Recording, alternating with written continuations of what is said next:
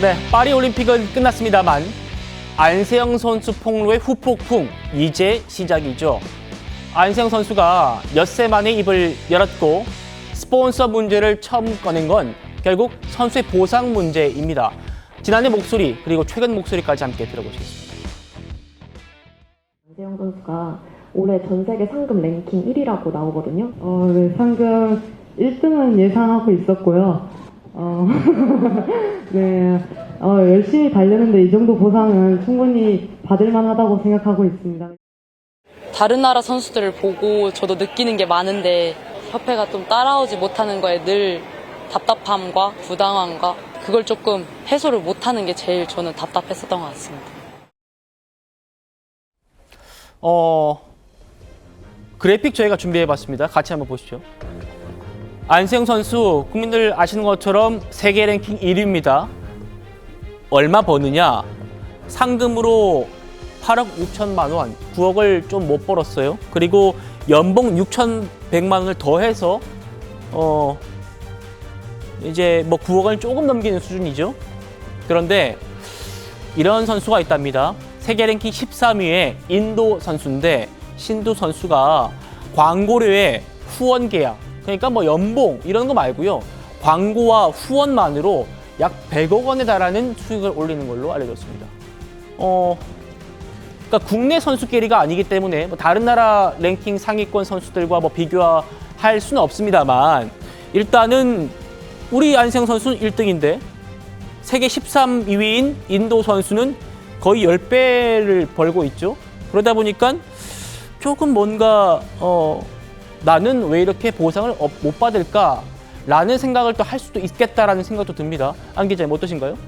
일단 세계 랭킹 1위 대 13위, 뭐 전력 차이는 뚜렷해 보이죠. 근데 중요한 거 보면은 상금은 약 8억 6천만 원인데 저 신두 선수 같은 경우는 총 상금이 약 7,400만 원이니까 굉장히 차이가 큽니다. 그럼에도 불구하고 전체 총 수입을 비교해 봤을 때는 거의 10배 가까이 차이가 나는 이유가 뭘까 보면은 저 광고 및 후원 계약이라고 볼 수 있죠. 바로 안세영 선수 입장에서도 저 부분을 얘기를 하고 있는 겁니다. 이렇게 광고나 후원 계약을 통해서 선수가 충분히 좋은 환경 속에서 운동을 하다 보면은 네. 본인은 정말 계속 주장하는 것처럼 운동에만 전념할 수 있다. 그러니 개인 후원, 실업 순수의 이런 연봉 규정에 대한 개선이 필요하다는 목소리를 내고 있는 거고요. 물론 저 내용을 보고 누군가는 얘기할 수 있습니다. 둘을 직접 비교하는 건 불가능하다. 그 네. 이유는 이 각 종목에 대한 국가의 평가가 다르기 때문인 거죠. 어쩔 수 없이 배드민턴은 한국에선 비인기 종목인 반면 네. 인도에서는 저 배드민턴이라는 종목이 크리켓, 축구, 그리고 배드민턴 3대 스포츠라는 거죠. 한국으로 치면 손흥민, 김연아급의 인기를 누리고 있기 때문에 예. 선수는 저런 스폰 계약이라든지 추가적인 부가 수익이 많다고 얘기할 수 있습니다. 하지만 여기서 하나 얘기해야 될 건 뭐냐면은 그럼 한국은 저 선수만큼은 아니더라도 안세영 선수에 대한 개인 후원이 없느냐? 그건 아니라는 거죠. 네. 안세영 선수는 본인이 개인적으로 할 수 있는 그런 여력이 있음에도 불구하고 협회 차원에서 그걸 금지하기 때문에 받지 못한다는 겁니다. 안세영 선수가 지금 구체적인 금액을 저 산두 선수만큼 나도 벌어야겠다. 내가 세계 랭킹이 1위이기 때문에 높기 때문에 더 많이 벌어야 된다. 이걸 주장하는 게 아니라 네. 본인도 협회 차원에서 조금 더 이걸 유연하게 대처를 하면은 더 많은 후원을 받고 좋은 환경 속에서 자기한테 더 맞는 신발을 신고 좋은 성과를 낼 수 있는데 그렇지 못하는 환경이 있기 때문에 조금 더 이 부분을 유연하게 대처해달라고 주장을 하고 있는 겁니다. 네. 그런데 협회는 그게 쉽지 않은 이유가 있다 이렇게 밝히고 있어요. 뭐냐면 협회가 개인 후원을 제한한 이유가 뭐냐면 협회가 한꺼번에 공식 후원사 Y사죠. 지금 Y사로부터 한 번에 이렇게 받지 않고 Y사가 개개인 선수를 후원할 수 있게 해주면 협회가 받을 수 있는 파이가 줄어들게 되고 그러면 협회는 지금 전체 대표팀 선수와 주니어 선수, 유망주들 다 통틀어서 300명 정도를 지원해줘야 되는 입장에서 파이가 줄어들면 그 피해는 고스란히 다른 선수들, 다른 꿈나무들에게 돌아간다 이겁니다. 안 기자님, 이건 어떻게 생각하십니까? 일견 타당한 부분이 분명 있습니다. 왜냐하면 안세영 선수도 저런 방식을 통해서 지원을 받아왔고 그래서 세계 1위 랭커로 키워질 수 있었다. 그래서 제2 안세영을 키우기 위해서는 이 시스템을 계속적으로 적용할 필요가 있다라고 볼 수 있는 건데 네. 또 반대로 생각하면은요. 안세영 선수가 지금은 한국의 간판이 됐죠. 그렇기 때문에 저 후원금이 들어오는 거라고 볼 수 있다는 거죠. 안세영 선수가 빠져나갔을 때 후원금 규모가 줄어들 수 있다고 본다면은 안세영 선수에 대해서 어느 정도는 조금 더 지원을 하는 것도 이것도 합리적인 거라고 볼 수 있다는 생각도 들고요. 더 나아가서 이런 생각도 듭니다. 안세영 선수가 만약에 저기서 나가서 개인 후원을 받게 됐을 때 그 협회 차원에선 들어오는 후원금이 줄어든다. 그럼 이건 뭘로 충당해야 될까요? 저희가 누누이 얘기를 하지만은 그 안에 많은 임원진이 있습니다. 배드민턴 협회 같은 경우는 임원이 약 40명인데 축구협회나 양궁협회보다도 10명 이상 많다는 거죠. 근데 중요한 건 후원금은 얼마? 0원이라는 겁니다. 네. 그 많은 임원진들이 하는 역할이 뭘까요? 이렇게 후원금을 유치하고 선수들이 더 좋은 환경에서 훈련받고 지원받을 수 있도록 이런 역할을 하는 게 임원들의 역할인데 임원의 수는 더 많은데 그 후원금은 0원이다. 바로 그 부분을 충당을 해서 더 많은 후원금을 가지고 안세영 선수에게는 그만큼의 더 지원을 해주고 그리고 다른 선수들도 충분히 지원을 받을 수 있도록 해주는 게 이게 합당하지. 지금 안세영 선수가 더 가면은 다른 선수들은 지원을 못 받기 때문에 이거는 그냥 딱 정해진 금액만큼만 받고 그만큼만 선수를 키우겠다는 건데 지금 엘리트 선수를 키우는 게 중요하다는 게 계속적으로 얘기는 나오는 상황 속에서 이거는 네. 지금 자본주의 논리와는 조금 더 역행한다는 생각이 듭니다. 그렇군요. 제가 저희 우리 스포츠부에 좀 물어봤어요.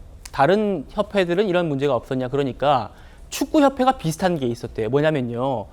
1998년 프랑스 월드컵까지 우리 축구대표팀 축구협회도 일괄적으로 딱 그 후원금 받기 때문에 그 N사죠. N사의 용품들 다 일괄적으로 착용해야 했대요. 그런데 축구화가 안 맞는 사람도 있잖아요. 그래서 다른 뭐 A사나 다른 회사의 그 축구화를 착용하면 그 경기장에서 매직으로 다 칠을 하고 나가야 했답니다. 그런데 이게 불합리하다라고 문제제기가 있어가지고 4년 뒤에 2002년 월드컵 때부터 이걸 풀어줬다는 거예요. 그러면서 개인적으로 후원을 좀 축구화에 의해 한해서만 받을 수 있게 그렇게 좀 풀어주는 경우도 있던데요. 구자랑 변호사님, 이 문제는 좀 어떻게 바라보십니까? 제가 보기에도 협회가 정말 협회 운영을 쉽게 하는 방향으로 설정해놨구나 이런 생각을 하게 되거든요.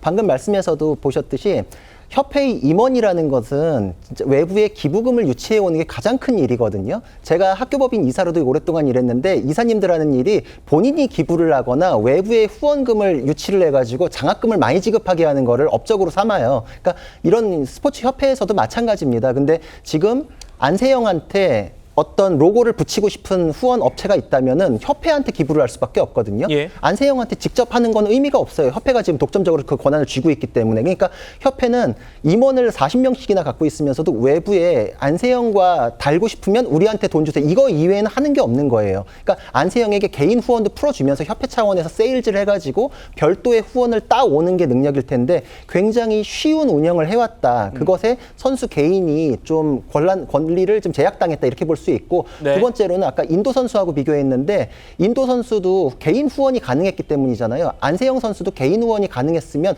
어느 정도가 가능했을 뿐만 아니라 그 천문학적인 금액이 아니더라도 경쟁 관계였던 중국의 천위페이 같은 선수는 몸에 부상이 있을 때 개인 트레이너를 2명을 고용할 수가 있었다고 합니다. 근데 지금 협회에서는 안세영을 통해 가지고 후원을 협회가 받았는데 개인 트레이너를 붙여줄 때는 뭐 계약 관계가 끝났네 어쩌네 이런 실랑이가 있었잖아요. 그러니까 네. 안세영 선수는 결국은 내가 직접적으로 했을 때 내가 직접 트레이너를 고용할 수 있으면 좋은데 그것도 아니고 개인 후원은 못하게 하면서 협회가 지원은 또 나한테 이렇게 더 해주는 것도 아니고 이게 이런 차원에서 두 개가 다 꽉 막혀 있다 이런 불만이 있을 수밖에 없다 이런 생각을 합니다. 예.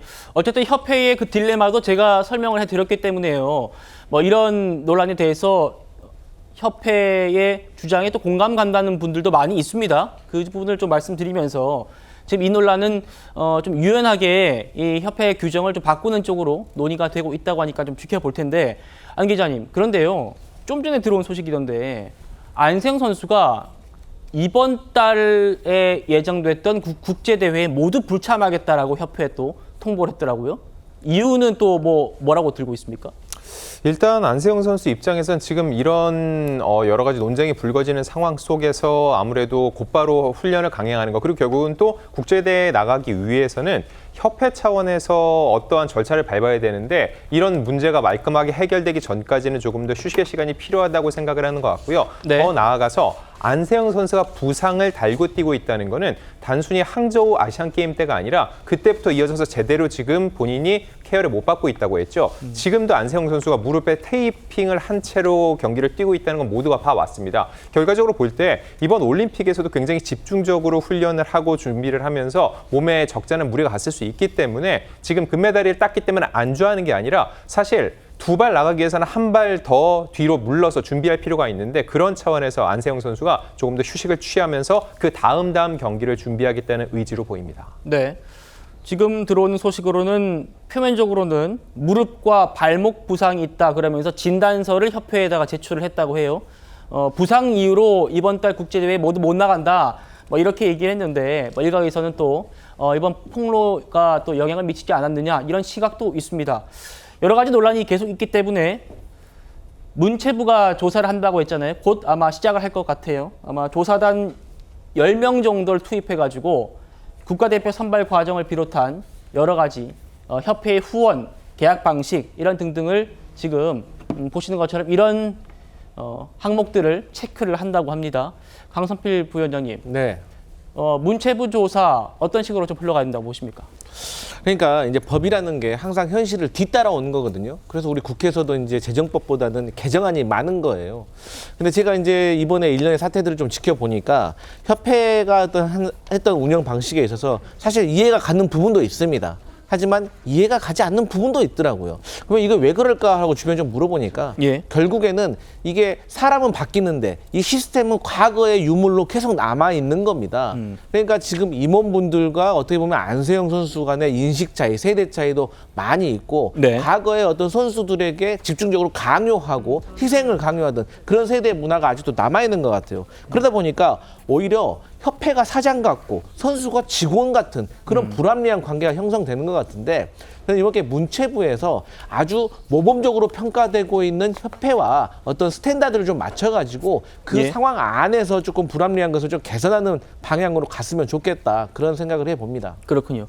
안 기자님, 그런데요, 안세영 선수가 고향이 나주인데 나주시가 난감한 상황이다 이런 얘기가 있습니다. 그러니까 안 선수가 그랜드슬램 달성하고 올림픽 금메달 땄기 때문에 아주 대대적인 환영식을 할 예정이었는데 이게 조금 작심 발언 이후에 조금 여론이 심상치 않아가지고 그런 것 같은데요.